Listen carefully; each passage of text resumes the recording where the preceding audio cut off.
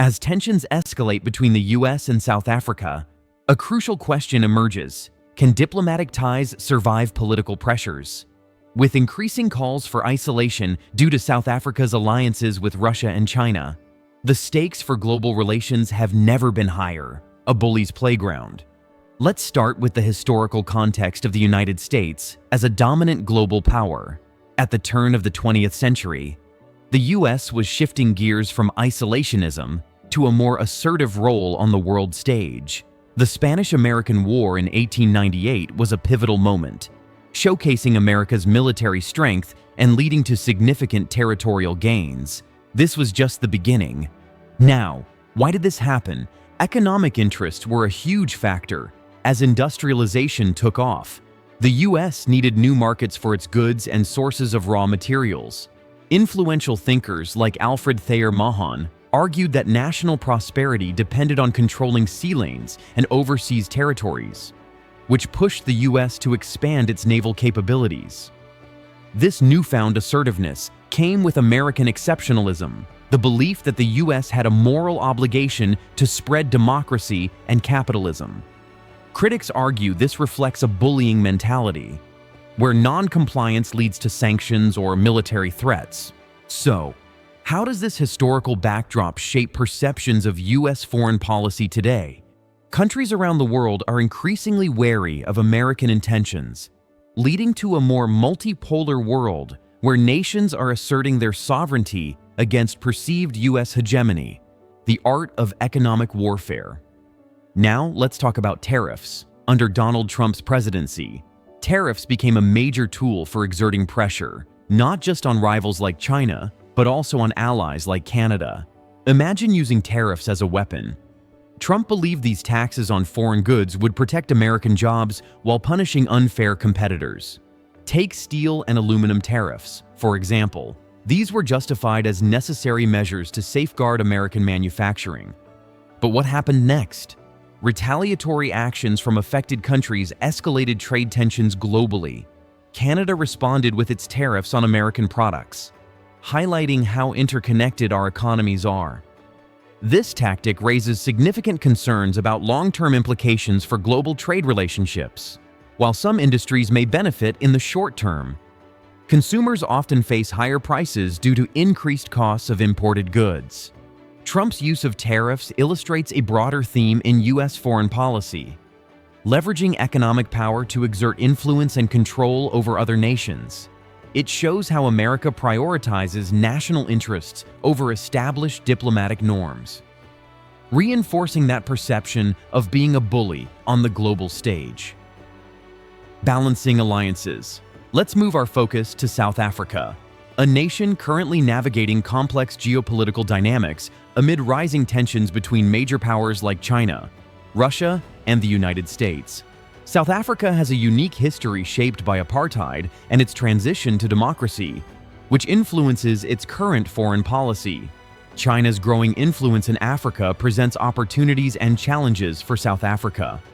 On one hand, Chinese investment has fueled infrastructure development across the continent, great news for economic growth.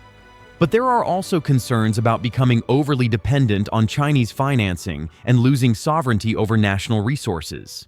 At the same time, South Africa's ties with Russia complicate its standing with Western powers, as tensions between Russia and the West escalate, especially regarding conflicts like Ukraine. South Africa finds itself at a crossroads. This creates a critical dilemma. Should South Africa conform to US demands at the risk of straining relationships with other major powers? Or should it assert its independence and risk potential consequences from Washington?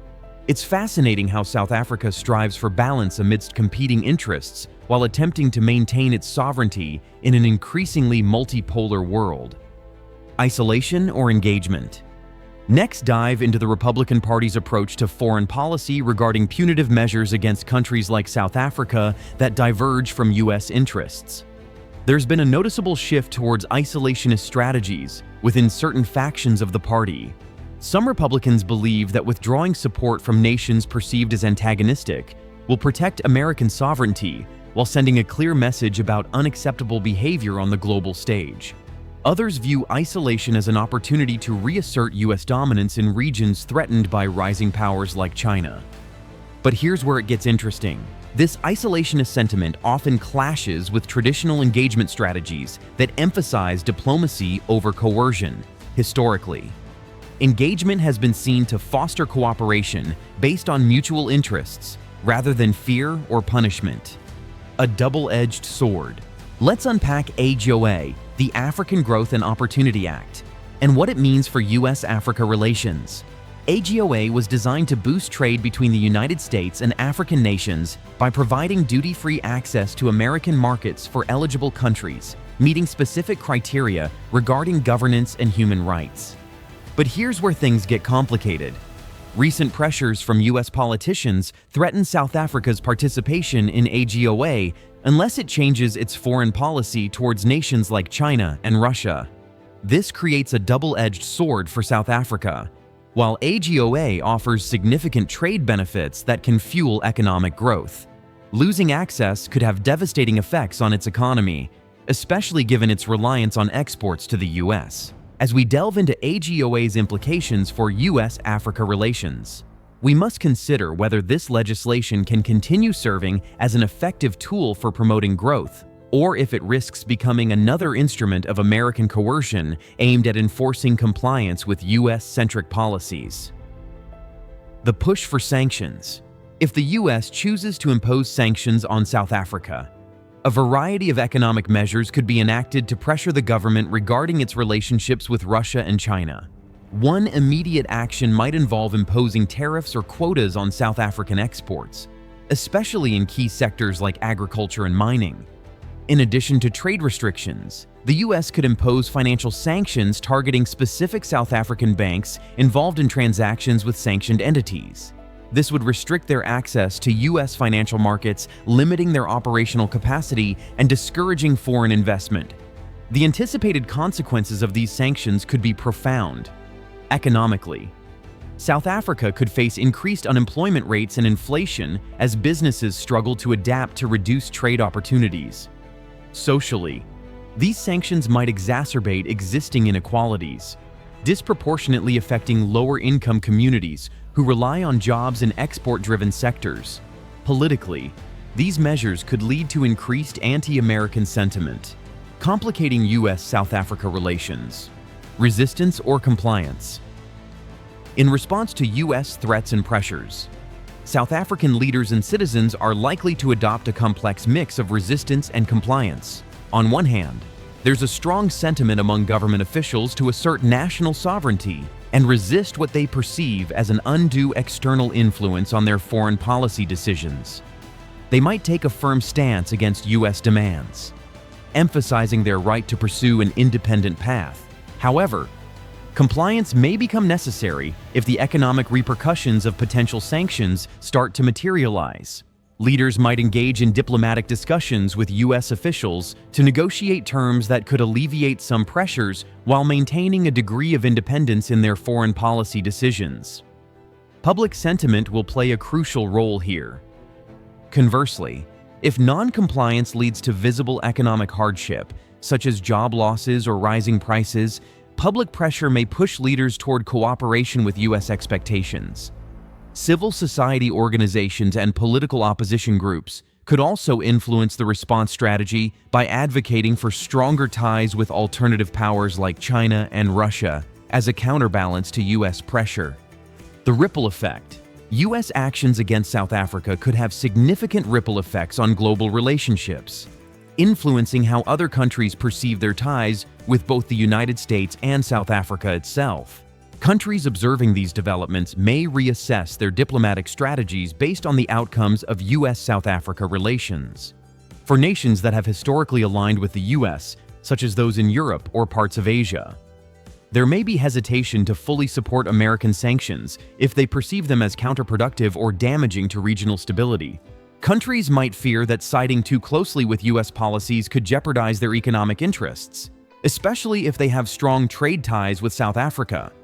On the flip side, countries like China and Russia may see this situation as an opportunity to strengthen their relationships with South Africa by providing support and investment in sectors affected by U.S. sanctions. New strategies in a changing world. As countries respond to evolving U.S. foreign policy strategies, we can expect notable shifts in diplomatic approaches worldwide. The current climate suggests that nations are increasingly favoring multilateralism over unilateral actions dictated by any single power, especially the United States. Countries may begin forming coalitions based on shared interests rather than traditional alliances defined by historical ties or ideological similarities. For example, nations facing similar pressures from the U.S., whether through sanctions or political demands, might band together to create a united front advocating for collective bargaining power in international negotiations. Additionally, there is likely to be an emphasis on economic diplomacy, where countries seek to leverage trade agreements and economic partnerships as tools for influence rather than relying solely on military might or political pressure. This shift reflects a growing recognition that economic interdependence can foster stability and cooperation among nations. Furthermore, we might see an increase in soft power strategies as countries aim to enhance their global standing through cultural exchange, education initiatives, and humanitarian efforts rather than through coercive measures like sanctions or military interventions. Power dynamics in the 21st century. The evolving nature of global power dynamics is reshaping how countries interact on the world stage today. As emerging powers like China and India gain influence alongside established powers like the United States and Russia, we are witnessing a transition towards a multipolar world where no single nation can dictate terms unilaterally. This shift presents challenges and opportunities for international relations as countries recalibrate their strategies based on new realities. Nations must navigate an increasingly complex web of alliances while addressing pressing global issues such as climate change, economic inequality, and security threats by non-state actors. As we look ahead, it's clear that adaptability will be key for nations seeking to maintain relevance in this new geopolitical landscape. Countries will need to embrace innovative approaches that prioritize collaboration over confrontation while recognizing that traditional power structures are being challenged by grassroots movements advocating for change. How do you think these sanctions could affect South Africa's economy and its relationship with other global powers? Share your opinions in the comments below. If you find this video insightful, please give it a thumbs up and don't forget to subscribe to the channel for more. Thank you for watching.